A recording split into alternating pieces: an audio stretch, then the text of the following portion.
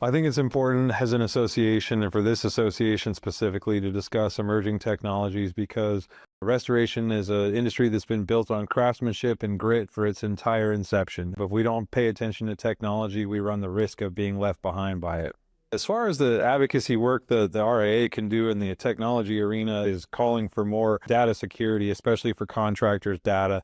Our data is often used by TPAs and carriers, and they kind of gatekeep it more than make it a public access tool. That data could be beneficial for not just people with pricing and things like that, but for operational causes and stuff like that too. Labor dictation, everything that it goes into our line items.